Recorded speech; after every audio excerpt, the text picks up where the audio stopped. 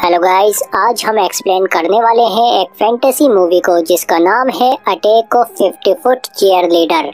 Movie की शुरुआत में हम आयरन कोस्ट यूनिवर्सिटी को देखते हैं, जहां चीयर लीडिंग की कैप्टन ब्रिटनी बाकी लड़कियों का टेस्ट ले रही है चीयर लीडिंग के लिए। इसी में कैसी भी अपना ऑडिशन देती है पर वो फेल हो जाती है। फिर वो ब्रिटनी से एक और चांस मांगती है पर ब्रिटनी उसे चांस नहीं देती। इसके बाद कैसी बायोलॉजी लैब में आ जाती है क्योंकि यहाँ वो काम करती है। कैसी कायले को बताती है कि उसकी माँ भी 3 साल चीयर लीडिंग की कैप्टन रह चुकी है। तभी वहाँ डॉक्टर हिक्स और मिस्टर ग्रे आ जाते हैं। डॉक्टर हिक्स बताते हैं कि कैसी और कायले इसी लैब में काम करते हैं। इसके बाद वो मिस्टर ग्रे को एक चूहा दिखाता है जिसे इन्होंने एक दवाई से सुंदर बना दिया है। कायले बताता है कि हम एक ऐसी दवाई पर काम कर रहे हैं जो चीजों को सुंदर बनाती है और इससे साइज भी बढ़ता है। मिस्टर ग्रे इसका रिजल्ट देखकर बहुत खुश होते हैं और कहते हैं ये प्रोजेक्ट तो आग लगा देगा, चलो सेलिब्रेट करते हैं। पर कैसी कहती है सॉरी मेरा किसी के साथ अपॉइंटमेंट है, मुझे जाना होगा। और वो वहाँ से जेटा हाउस आ जाती है जहाँ एक लेडी उसे और दूसरी 2 लड़कियों को एक रूम में ले जाती है और उन्हें बंद करके वहाँ से चली जाती है। जहाँ एक लड़की बोलती है अगर तुम्हें जेटा मुंह बनना है तो तुम्हें हमारी बातें माननी होंगी। इसके बाद कैसी अपनी माँ से वीडियो कॉल पर बात करती है। उसकी माँ बताती है कि उसकी सिस्टर ने स्क्वाड का सिटी टूर्नामेंट जीत लिया है और वो उसे ट्रॉफी दिखाती है। कैसी अपनी माँ से झूठ कहती है कि वो भी टीम में सिलेक्ट हो चुकी है। इसके बाद कैसी वापस लैब में आकर बैठ जाती है और उसे ब्रिटनी और उसकी माँ की बातें याद आती हैं और वो परेशान होकर वही अपना एक्सपेरिमेंट वाला इंजेक्शन लगा लेती है। इसी दौरान उसकी कुछ बूंदें नीचे मकड़ी पर गिर जाती हैं।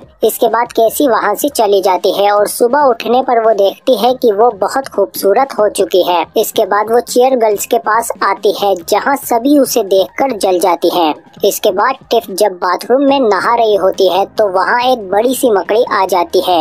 ये वही मकड़ी है जिसके ऊपर वो दवाई गिरी थी। टिफ वहाँ से भाग जाती है पर इसके पैर में चोट लग जाती है। ब्रिटनी उस पर गुस्सा करती है कि अब तुम्हारी जगह किसी और को रखना पड़ेगा। कैसी कहती है कि मुझे इसकी जगह रख लो। ब्रिटनी मना करती है पर बाकी मेंबर्स के कहने पर वो उसका ऑडिशन ले लेती है जिसमें कैसी इजीली पास हो जाती है और ब्रिटनी खिसियाते हुए वहाँ से चली जाती है। कुछ टाइम बाद ब्रेंडन कैसी के पास आता है और उससे कहता है कि मैं तुम्हें पसंद करता हूँ। पर अचानक कैसी का साइज बढ़ने लगता है और तभी वहाँ एक बड़ी सी मकड़ी आ जाती है जो कैसी को छोड़कर ब्रेंडन के पीछे चली जाती है। भागते हुए ब्रेंडन गिर जाता है। तभी कैसी वहाँ आकर उस मकड़ी को मार देती है और उसकी टांग लेकर कायले के पास आ जाती है। कायले उसे देखकर हैरान हो जाता है। कैसी उसे सॉरी बोलती है और कहती है कि मैं सिर्फ सुंदर दिखना चाहती थी। कायले कहता है कि हम ये सब ठीक कर सकते हैं। इसके बाद वो डॉक्टर हिक्स को बुलाता है। इतनी बड़ी लड़की देखकर उनके भी होश उड़ जाते हैं पर डॉक्टर हिक्स कहते हैं कि इसे यहीं छिपा कर रखो, मुझे मिस्टर ग्रे से बात करनी होगी। पर कैसी के पास इतने बड़े कपड़े नहीं थे,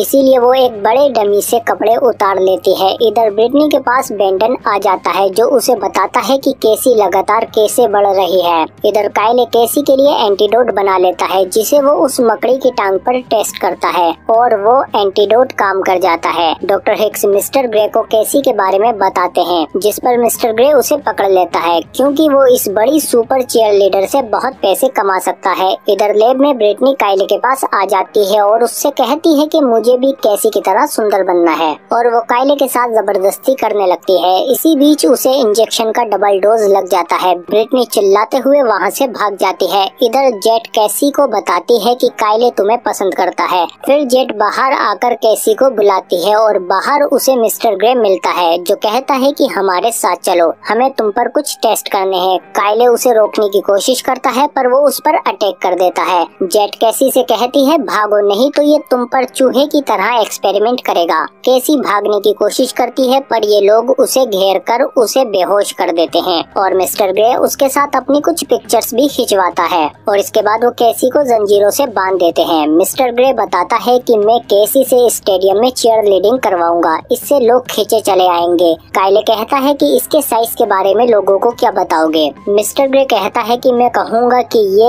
एक remote control special hologram 50 foot cheerleader है। हम देखते हैं कि केसी की माँ भी स्टेडियम में आ चुकी है और इधर ब्रिटनी भी साइज में बहुत बड़ी हो गई है और वो भी एक डमी से कपड़े उतार कर पहन लेती है। लोग उसे देखकर भागने लगते हैं। काइले भी केसी के लिए एंटीडोट ले आता है पर मिस्टर ग्रे के गुंडे उसे पीटने लगते हैं। उसे पिटता हुआ देखकर केसी इजीली अपनी जंजीरें तोड़ लेती है और काइले को बचा लेती है। फिर काइले केसी को एंटीडोट लगाने आता है पर केसी मना कर देती है और कहती है कि ब्रिटनी से मुझे पुराना हिसाब चुकता करना है और ब्रिटनी भी स्टेडियम पहुंच जाती है। मिस्टर ग्रे भी उसे पकड़ने आ जाते हैं पर इस बार उसकी गन काम नहीं करती और ब्रिटनी मिस्टर ग्रे को पकड़ लेती है। इसके बाद केसी भी वहां आ जाती है और वो देखती है कि ब्रिटनी ने मिस्टर ग्रे को एक पोल पर टांग दिया है। इधर ब्रिटनी स्टेडियम में चीयर लीडिंग करने लगती है जिससे पूरा स्टेडियम हिलने लगता है। लोग भागने लगते हैं। तभी वहाँ केसी भी आ जाती है और इसके बाद ये दोनों लड़ने लगते हैं और फिर केसी एक किक मारकर ब्रिटनी को गिरा देती है,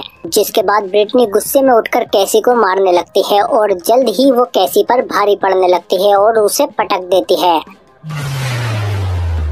काइले केसी को एंटीडोट देता है और वो ब्रिटनी को लगा देती है, जिसके बाद वो वापस छोटी होने लगती है और केसी भी एंटीडोट लेकर छोटी हो जाती है और हम देखते हैं कि ब्रिटनी पहले से भी ज्यादा छोटी हो गई है क्योंकि उसके डबल डोज लगी थी और ब्रिटनी चिल्लाने लगती है और इसी के साथ ये मूवी यहीं खत्म हो जाती है।